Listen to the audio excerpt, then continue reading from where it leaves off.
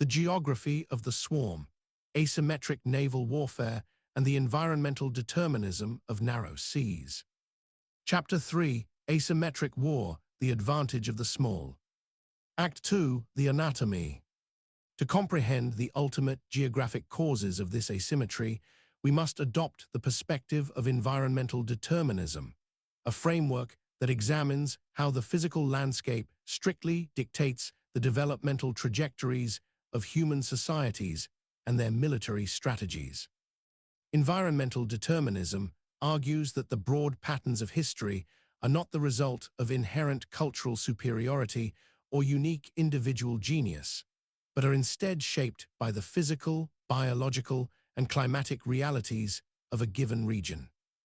Just as the availability of domesticable plants and east-west continental axes fueled the rise of Eurasian agricultural empires, the highly specific maritime geography of the Strait of Hormuz actively neutralizes the advantages of blue water empires while massively amplifying the strengths of brown water defenders. The strait is not merely a passive body of water.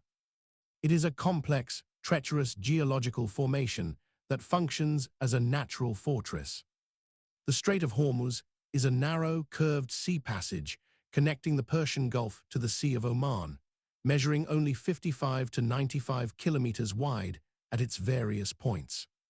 However, because of shallow waters, shifting sandbanks, and treacherous reefs, the actual navigable shipping lane for massive supertankers and warships is barely 3 kilometers wide in either direction.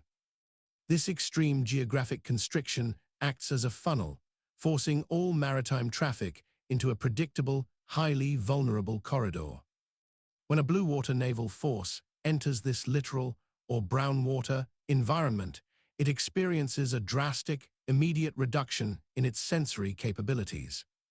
The most profound environmental obstacle facing these advanced warships is the physics of radar clutter. Modern naval radars are perfectly optimized for the vast, flat expanse of the open ocean.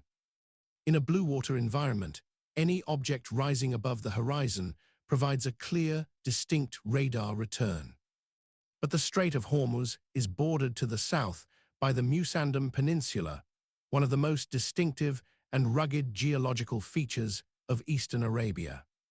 The peninsula is characterized by severe, steep cliffs dropping straight into the ocean, large fjords cutting deep into the mountains, and numerous hidden sandy bays. The highest peaks of the Musandam, including Jebel Yibia, rise over 2,000 meters above sea level and are located a mere 4 to 6 kilometers from the eastern coast. When the powerful electromagnetic radar waves from a destroyer strike these towering, jagged rock formations, the energy scatters unpredictably. The waves bounce back to the ship's sensors as massive amounts of background noise, a phenomenon known in radar physics as clutter. This geological clutter is exponentially compounded by the extreme atmospheric conditions characteristic of the region. In the littoral zones of the Persian Gulf, there is frequently a considerable difference between the temperature of the dry desert air and the temperature of the sea surface.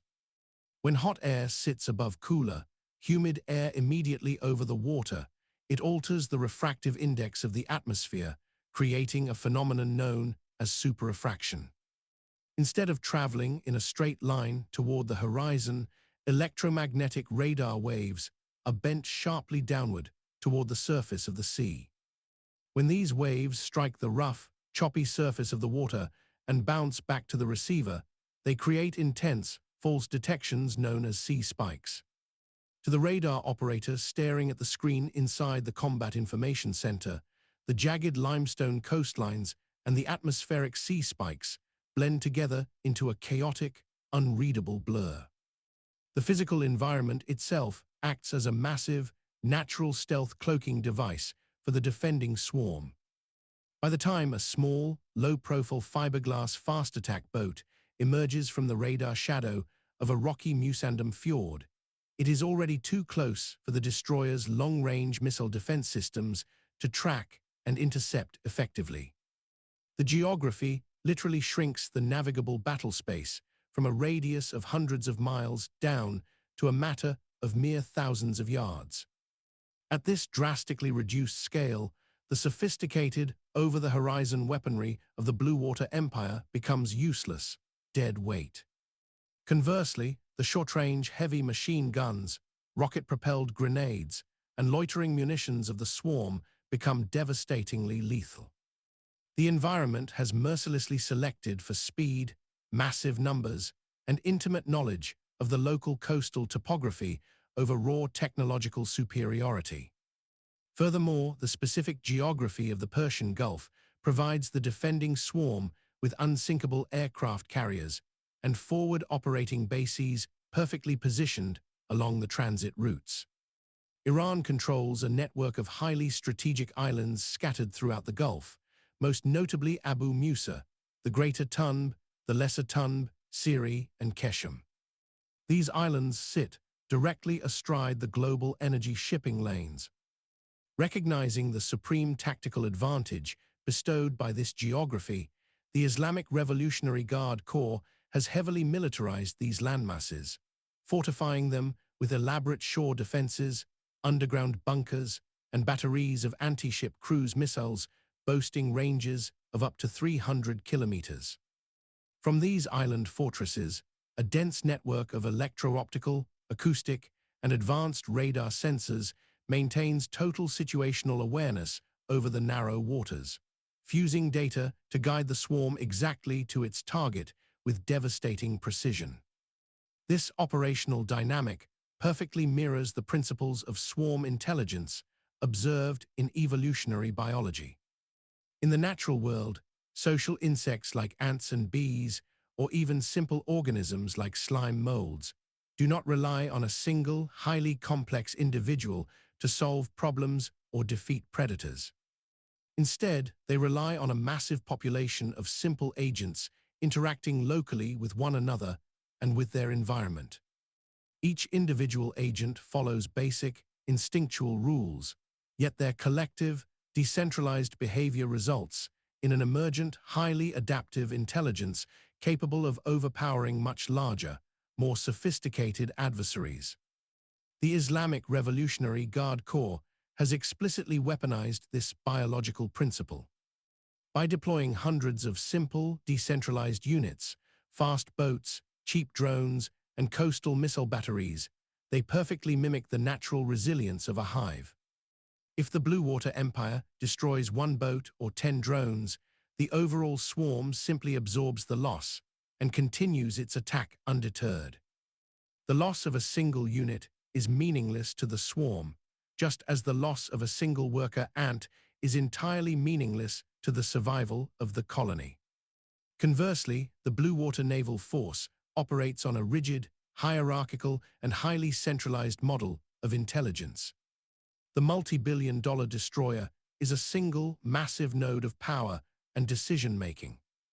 If it sustains a catastrophic strike from just one loitering munition or one supercavitating torpedo, the entire combat capability of that unit is instantly lost, taking with it billions of dollars in national investment and hundreds of highly trained sailors. The environment of the narrow sea brutally punishes this centralized, top-heavy model. It consistently and ruthlessly favors the decentralized, the distributed, and the cheap. We are therefore forced by the evidence to conclude that the asymmetric naval tactics of the Islamic Revolutionary Guard Corps in the Strait of Hormuz are not the product of a unique military genius, nor are they a temporary anomaly of modern geopolitics. They are the inevitable, highly predictable result of environmental determinism.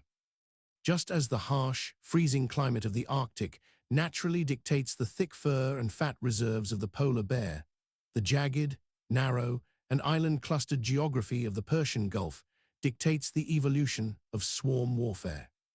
Any human society that settles along such a coastline, possessing limited industrial resources, but facing a technologically superior maritime intruder, will naturally discover and perfect these exact tactics.